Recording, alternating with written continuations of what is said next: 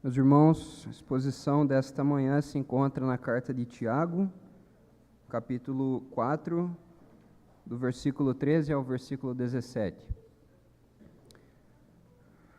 Daremos uma pausa nas exposições em Abacuque. Hoje veremos a carta de Tiago, capítulo 4, do verso 13 ao verso 17. Tiago, capítulo 4, do versículo 13 ao versículo 17, diz assim a palavra do Senhor. Leamos com atenção. Atendei agora, vós que dizeis, hoje ou amanhã iremos para a cidade tal, e lá passaremos um ano, e negociaremos e teremos lucros. Vós não sabeis o que sucederá amanhã, que é a vossa vida?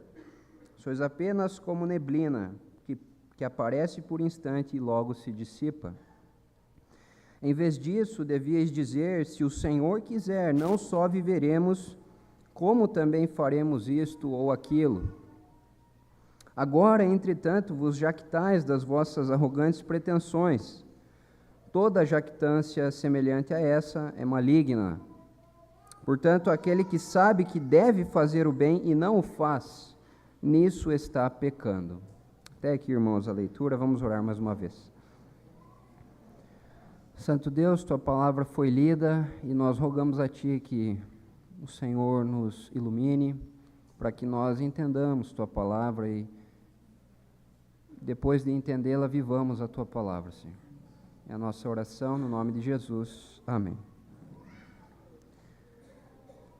Na madrugada do dia 14 para o dia 15 de abril de 1912, é um fato conhecido por todos nós, aquele grande navio Titanic afundou no Oceano Atlântico, causando a morte de cerca de 1.500 pessoas. Foi um fato que chocou o mundo, foi um fato que humilhou o homem, porque um navio tão grande daquele, com um investimento de 7,5 milhões de dólares na época, afundou em menos de 3 horas no Oceano Atlântico. E muitos se perguntaram por que aquilo havia acontecido, qual foi o motivo, como que aquilo poderia ter acontecido, um projeto humano tão estrondoso, tão grandioso, em menos de 3 horas, tantos anos de investimento, de construção, em menos de 3 horas, ele afunda e causa a morte de cerca de 1.500 pessoas. E o orgulho daquelas pessoas era tão grande que o vice-presidente da empresa que construiu o Titanic, chamado Philip Franklin, disse o seguinte: não existe perigo de que o Titanic venha a afundar. Ele disse isso. O vice-presidente disse. A empresa era a White Star Line. E ele disse com toda a arrogância que não havia perigo. O Titanic não afundaria porque era um projeto sobre-humano e não havia mais perigo, tudo estava bem garantido. Mas em menos de 3 horas, irmãos, esse navio gigantesco, enorme, ele desaparece no meio do oceano, ele afunda, e 1.500 pessoas morrem naquele dia. O que isso nos ensina, irmãos? Nos ensina que muitas vezes as pessoas planejam e dizem coisas, revelam o que está no seu coração e esquecem-se de que há um Deus que é soberano e que governa sobre todas as coisas. As pessoas planejam, elas mostram o orgulho nos seus planos, e a Bíblia não condena fazer planos, na verdade o cristão tem que se planejar, mas o problema é quando nós não submetemos esses planos a Deus e nos orgulhamos daquilo que planejamos, achando que vai ser como nós determinamos. Mas nos esquecemos de que há Deus, que é soberano, que decretou todas as coisas, e esse foi o erro desses seres humanos que, com tanta arrogância, disseram coisas, especialmente esse vice-presidente, mas esqueceu-se de que existe um Deus que governa sobre todas as coisas. E Tiago, nesse texto que nós lemos, está condenando justamente essa atitude arrogante de fazer planos e deixar Deus de lado. Como se Deus não determinasse, como se Deus não governasse todas as coisas. E Tiago vai chamar a atenção daqueles cristãos que estavam planejando suas vidas como se eles mesmos fossem o Deus do seu próprio viver. E Tiago vai dizer, prestem atenção, se Deus quiser, vocês vão viver e também vão fazer algumas coisas. Portanto, irmãos, o que Tiago nos ensina aqui é que nós devemos submeter nossos planos a Deus. Então, o tema da exposição desta manhã é: submeta seus planos a Deus. Você pode fazer planos e você deve fazer planos, mas você tem que os submeter a Deus, porque é Ele quem governa a sua vida, é Ele quem governa toda a agenda do seu dia, toda a agenda da sua semana, mês, ano e por aí vai. Então, submeta seus planos a Deus, e o texto nos dá dois motivos pelos quais devemos submeter nossos planos a Deus. Mas antes disso, vamos entender por que Tiago está escrevendo isso, qual é o contexto dessa carta, o que está acontecendo aqui. Tiago é o meio-irmão de Jesus. E Tiago é alguém muito ligado ao judaísmo, ele é um cristão, ele é convertido, mas ele também mantém práticas judaicas bem firmes. Tiago é alguém, digamos assim, um cristão dos velhos costumes, é aquele cristão que era judeu, que se tornou cristão, mas que ainda dá valor ao judaísmo. E não havia nenhum problema de fazer isso nas Escrituras, no tempo do Novo Testamento. O problema era quando os judeus deixavam as práticas judaicas prevalecer para a salvação, quando na verdade só o Evangelho salva, só Cristo salva. Mas Tiago é alguém que se converteu, que creu em Jesus, que teve Jesus como seu Senhor e Salvador, mas era o líder da igreja de Jerusalém. É ele quem está presidindo aquele concílio lá de Atos 15, quando o problema dos gentios e dos judeus surge, e Tiago, então, é aquele que vai presidir esse concílio.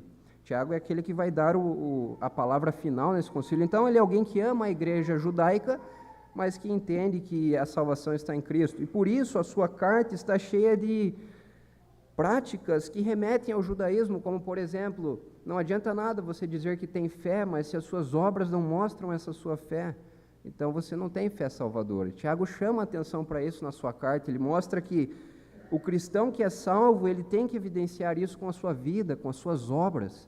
Então, esse é o objetivo de Tiago, é mostrar que o cristão que foi salvo em Cristo tem uma vida correta a viver, tem um modo de vida correto sobre como se deve viver. Ele precisa entender que tem que deixar alguns hábitos e viver como peregrino neste mundo, deixando prevalecer a sua fé. Então, uma fé que não tem obras, uma fé que não demonstra a sua genuinidade na prática, é uma fé morta. Tiago vai mostrar isso. E chegando aqui no capítulo 4, então, ele se depara com alguns cristãos que eram ricos. Esses homens aqui que estão fazendo planos eram negociantes, eram comerciantes, eram pessoas de posse, e Tiago se depara com essa atitude arrogante deles, que diziam, quando eles diziam, nós vamos fazer coisas, nós temos certeza que vamos fazer coisas, a nossa vida, nós mesmos cuidamos da nossa vida, nós temos certeza que essas coisas vão acontecer, que os nossos planos vão acontecer. E Tiago olha para isso como uma arrogância tremenda, que ele diz, espera aí, não é assim, existe um Deus no céu, e vocês só vão fazer o que estão dizendo que vão fazer se Deus der o seu aval. A palavra vem do Senhor, a palavra final. O coração do homem faz planos, mas a resposta certa dos lábios vem do Senhor, é o que diz Provérbios.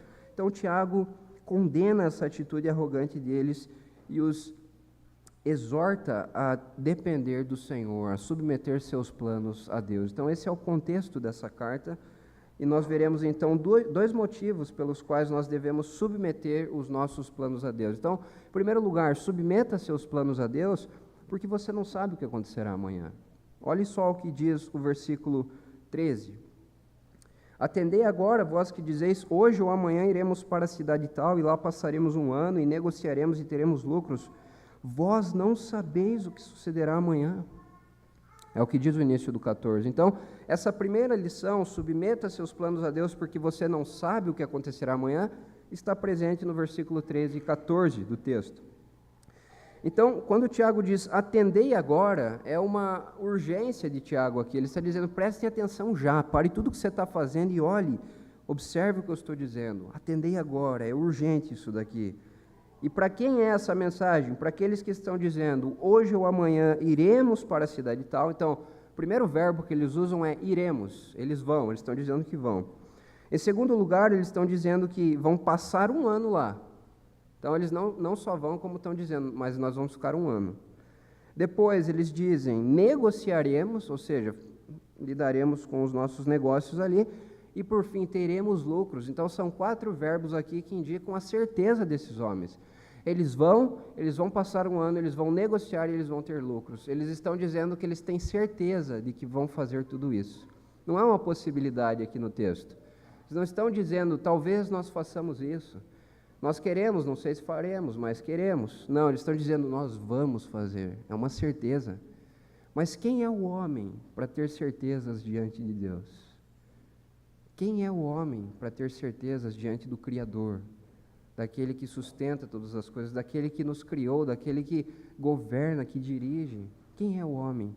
E por isso Tiago vai dizer no verso 14, vós não sabeis o que sucederá amanhã, que é a vossa vida.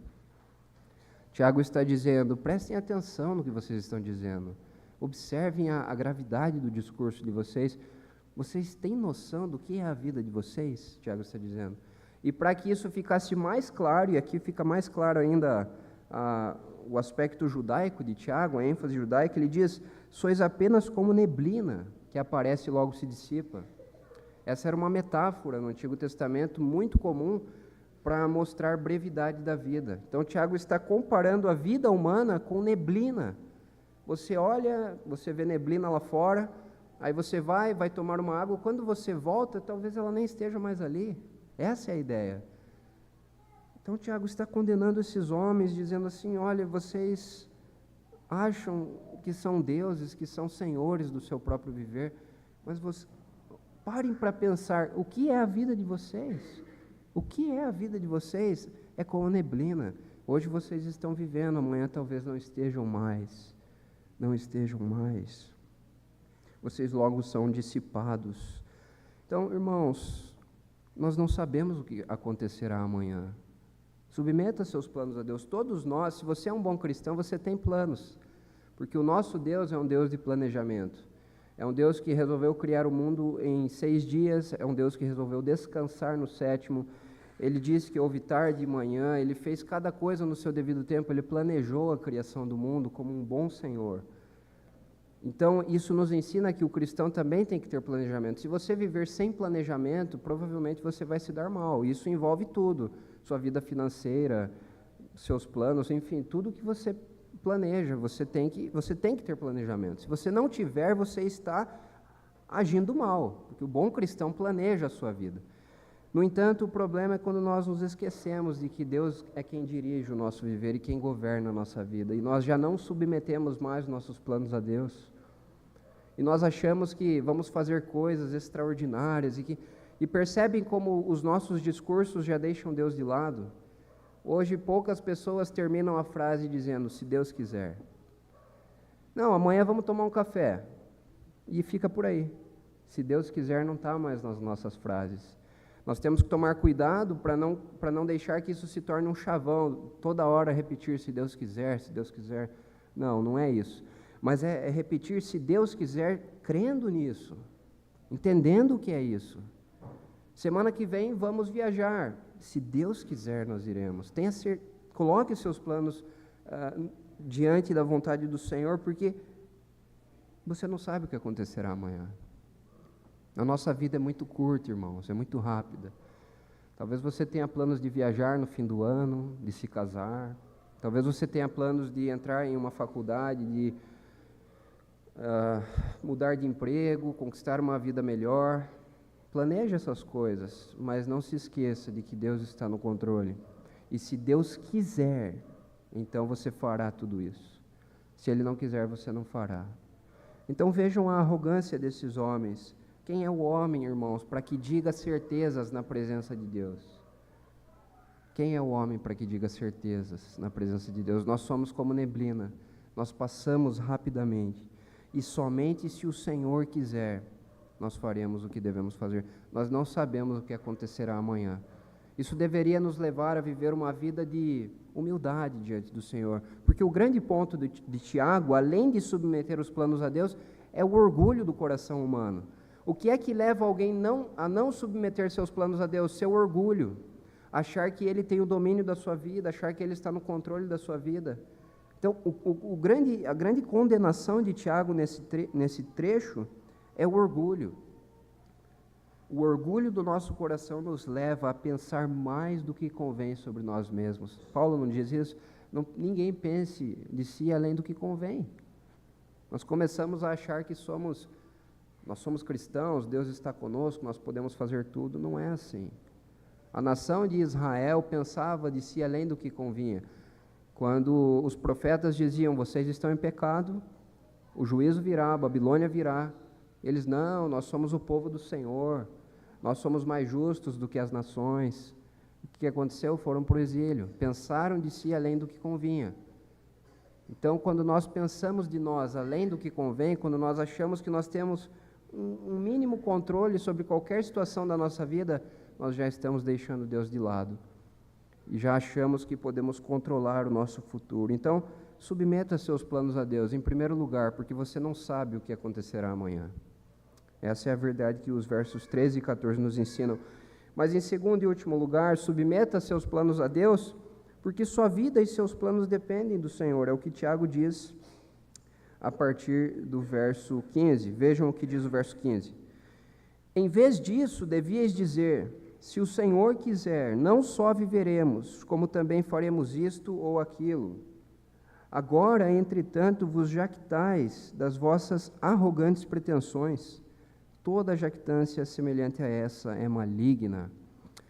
É interessante olhar para o que Tiago está fazendo, porque ele não está apenas dizendo, não faça algo, ele está dizendo, faça algo em lugar disso. Se você não deve, por um lado, se orgulhar e achar que tem o controle das coisas, por outro lado, tem algo que você precisa fazer, que é reconhecer o senhorio de Deus sobre a sua vida. Reconheça o senhorio de Deus. Então, você tem que submeter seus planos a Deus, porque não só os seus planos dependem de Deus, mas sua vida depende do Senhor.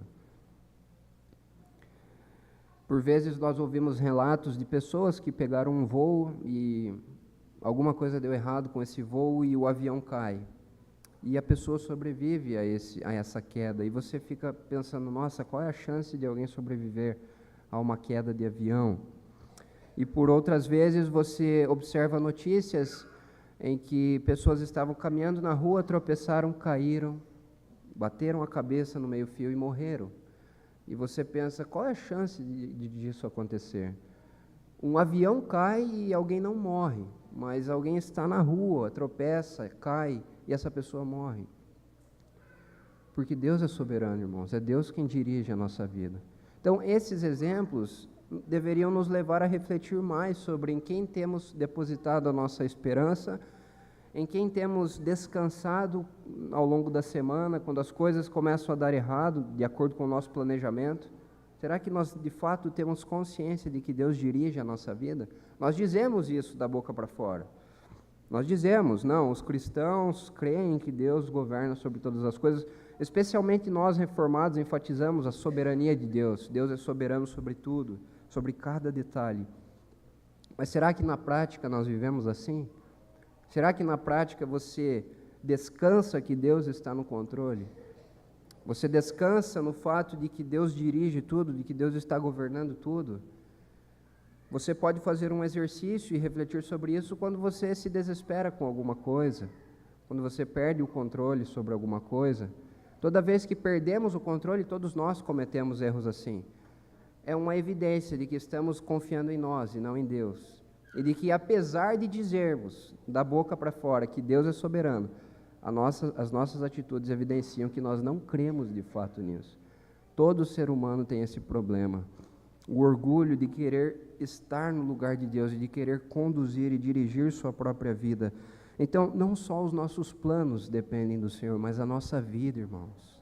Nosso respirar. Toda vez que você se deita em sua cama, para você acordar no outro dia. A gente acorda, dorme e acorda todo dia que a gente esquece de pensar, o Senhor preservou minha respiração hoje. Eu consigo respirar, eu consigo me levantar, consigo tomar o meu café e ir para o trabalho. E Tiago então está dizendo, em vez disso, ou seja, em vez dessa atitude arrogante que aqueles negociantes estavam tendo, eles deveriam dizer, se o Senhor quiser, não só viveremos, como também faremos isto ou aquilo. Então Tiago nos insta conosco para colocar essa expressão em nossas frases, se o Senhor quiser. Exercite isso ao longo desta semana. Toda vez que alguém disser, então, o nosso café está marcado para quinta, você diga, se o Senhor quiser, nós tomaremos um café. Se o Senhor permitir, nós estaremos lá. Viva assim, mas não fale essa frase como um mero chavão cristão, mas fale crendo nessa frase. Se Deus quiser, nós faremos isto ou aquilo. Mas era justamente o oposto do que esses negociantes diziam e faziam. Verso 16 diz: agora, entretanto, vos jactais das vossas arrogantes pretensões, ou seja, vocês estão se orgulhando das arrogantes pretensões que vocês têm. Então, as suas pretensões já são arrogantes. Vocês estão se orgulhando da sua própria arrogância. Então é enfático, Tiago está dizendo. Vocês não só são orgulhosos, como vocês se orgulham de serem orgulhosos. Veja só que pecado esses homens estavam cometendo. E eram cristãos. Tiago está falando para cristãos aqui. Não eram ímpios. Esse é o pior. Cristãos deveriam não agir assim. Não deveriam agir assim, mas estão agindo assim. Todo orgulho semelhante a este é maligno, é o que Tiago diz. Jactância é orgulho, e a palavra maligna aqui é a mesma palavra usada em todo o Novo Testamento para se referir a Satanás, o maligno. É a mesma raiz. Tiago, portanto, está identificando esses homens como seguidores de Satanás, que dizem ser cristãos, mas que vivem deixando Deus de lado dos seus negócios, da sua vida. E aqui, obviamente, Tiago está tratando de negociantes, mas isso vale para todos nós. Você que tem negócios ou você que planeja coisas simples na sua vida, vale para todos nós. O problema do texto são os negociantes, mas todos nós temos problemas assim quando planejamos coisas e deixamos Deus de lado. Então, Tiago está dizendo, vocês se dizem cristãos, mas vocês estão agindo como maligno. Esse orgulho de vocês é o mesmo orgulho de Satanás, quando ele quis se colocar no lugar de Deus. Ele era um anjo do Senhor, Satanás. Ele era um anjo do mais alto escalão celestial, mas ele quis mais do que convinha para ele. E Deus o expulsou do céu. Deus o condenou. Aliás, quando nós olhamos para isso, irmãos, e olhamos para a nossa vida também, temos que dar graças a Deus, porque para Satanás não houve redenção. Para anjos não há redenção. Todos os anjos que pecam, eles não têm uma segunda chance. Deus os expulsa, eles são levados para a perdição. Mas para o ser humano tem redenção. É por isso que quando Pedro está falando sobre esse assunto, na sua carta, ele diz que coisas essas que os anjos anelam perscrutar. Ou seja, o anjo fica... A ideia de Pedro ali, por que não há redenção para anjos, mas há redenção para homens? Os anjos não entendem isso. Mas para nós há redenção. Então, por isso nós devemos louvar a Deus. Satanás não teve uma segunda chance. Deus o entregou à perdição. Deus o expulsou do céu porque ele pensou de si mesmo além do que convinha. Mas nós, irmãos, todos nós pensamos de nós mesmos além do que convém. Todos nós, em alguma medida, manifestamos orgulho em nosso coração. Manifestamos planejamentos arrogantes, deixando Deus de lado. Reflita na sua vida, você faz isso. Mas Deus nos dá oportunidade de arrependimento. Deus nos dá chances de arrependimento. Por isso nós devemos louvar o nome dele. E aí Tiago termina dizendo no verso 17 que aquele que sabe que deve fazer o bem e não o faz, nisso está pecando. Em um primeiro momento parece que esse versículo não se conecta com o restante do texto, porque Tiago está falando dos planos, de que Deus é o Senhor e que depende da vontade do Senhor se vão viver ou não. E aí ele diz, aquele que sabe que deve fazer o bem, parece que ele muda de assunto. Mas a ideia de Tiago aqui é justamente mostrar que o bem aqui é uma vida humilde, submissa a Deus. Ou seja, esses cristãos sabem que devem se submeter a Deus. O que é o bem que eles podem fazer? É se submeter a Deus em humildade, submeter os seus planos a Deus. Eles sabem que devem fazer isso, mas o texto diz que, mesmo já que eles sabem e não fazem, estão pecando em agir assim. Então, eles sabem que devem submeter seus planos a Deus e que devem confiar a Deus toda a sua rotina, a sua agenda, mas por não fazerem o que eles sabem que devem fazer, nisso estão pecando. Nisso estão pecando. Portanto, a atitude do cristão deve ser a atitude de humildade diante do Senhor. Novamente eu digo, se você não planejar sua vida, provavelmente em algum momento você colherá as consequências disso. Em qualquer área da sua vida. Provavelmente em algum momento você vai colher consequências. Você tem que fazer planejamentos. O nosso Deus é um Deus de planejamento e ordem. E Ele ensina os seus filhos a agirem assim. Mas nunca, jamais deixe que os seus próprios planos, o seu próprio planejar, deixem Deus de lado na história. Quando você age assim, você está pecando, porque você sabe que não deve agir assim. Cuidado com o orgulho do seu coração. Reflita como tem sido sua vida, reflita nas suas palavras, nas suas frases, aquela expressão, se Deus quiser, tem estado nelas. Você termina as suas frases assim? Ou você simplesmente planeja, diz que vai fazer e fica por isso mesmo?